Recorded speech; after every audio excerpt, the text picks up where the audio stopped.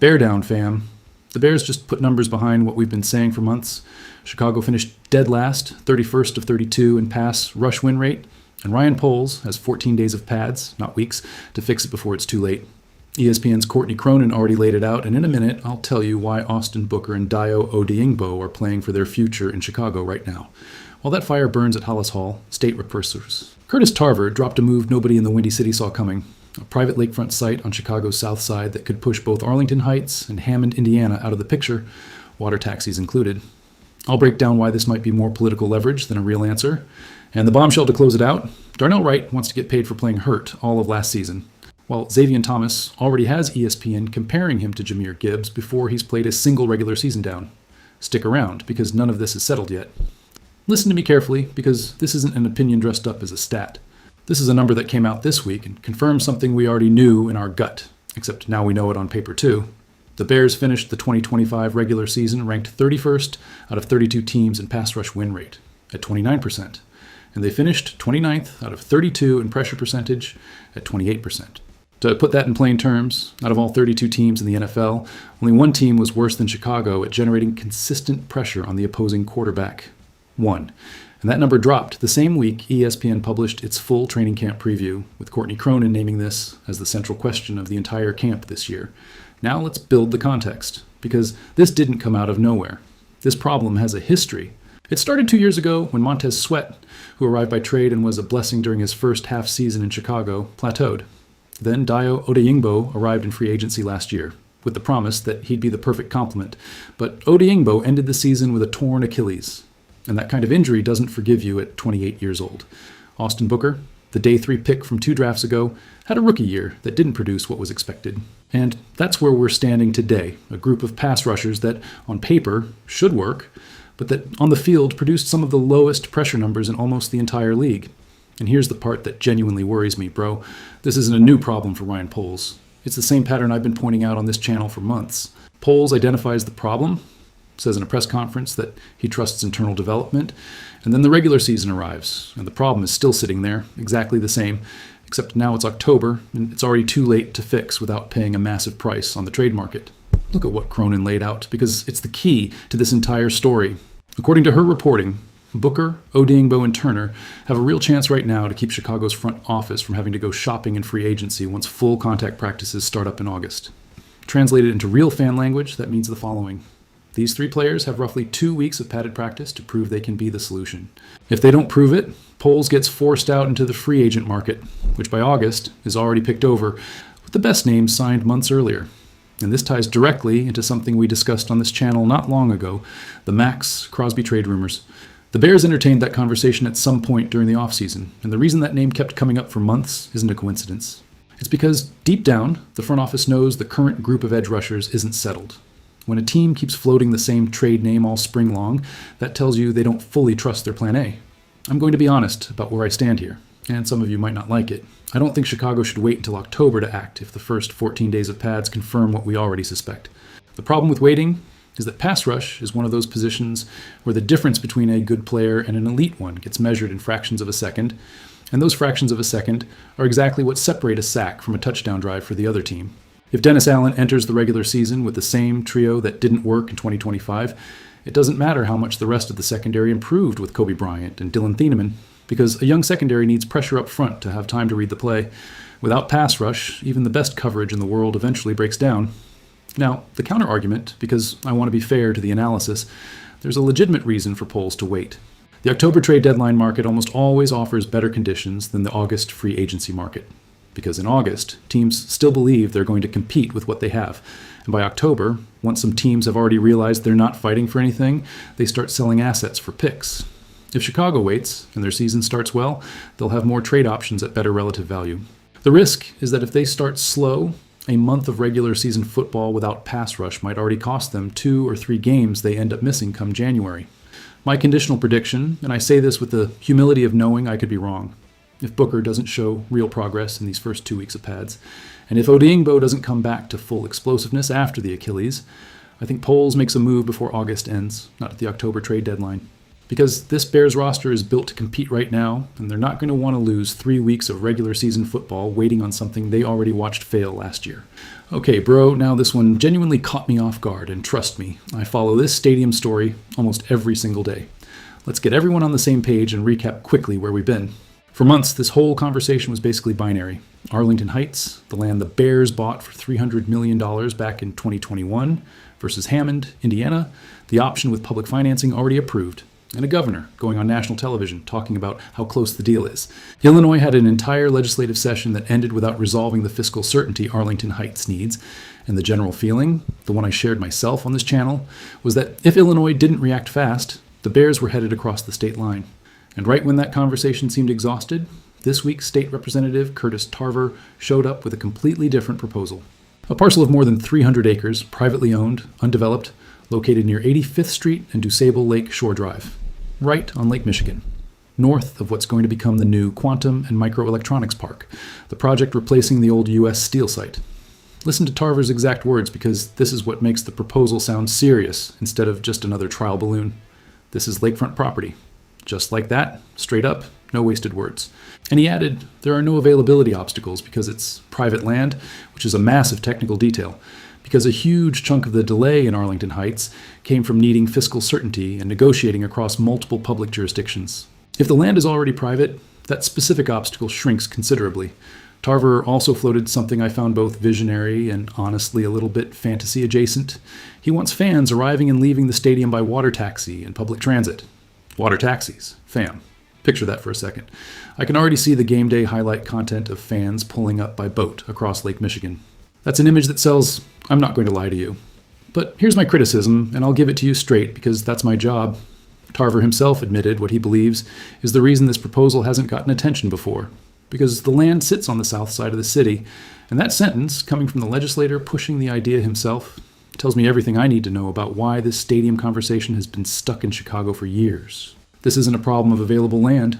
Illinois has land. What it doesn't have is even political will to develop whichever part of the city doesn't happen to benefit certain politicians at that exact moment. And this ties directly into criticism we've already made on this channel about Mayor Brandon Johnson's politics and the systematic blocking of any alternative outside the traditional downtown core. If there genuinely is private lakefront land, with room for the kind of development the Bears want, and with a developer ready to go according to Tarver's own words, why wasn't this option on the table from the start, instead of letting the franchise flirt with Indiana for months? My answer, for what it's worth, is that Chicago's political class always reacts late, and options only appear once the threat of losing the team becomes real, options that could have been presented a year ago. Now, let's be honest with the numbers, too. 300 undeveloped acres sounds spectacular on paper, but undeveloped on the south side of Chicago almost always means serious infrastructure investment is needed before a $5 billion stadium can even break ground. Tarver mentioned bonds and tax increment financing as available tools, but those are ideas, not signed commitments. And Tarver admitted as much himself with total honesty that as of right now, nothing is locked down in either Indiana or Arlington Heights. So to be fair to the reporting, this remains, at best, a third option on the table, not a closed deal.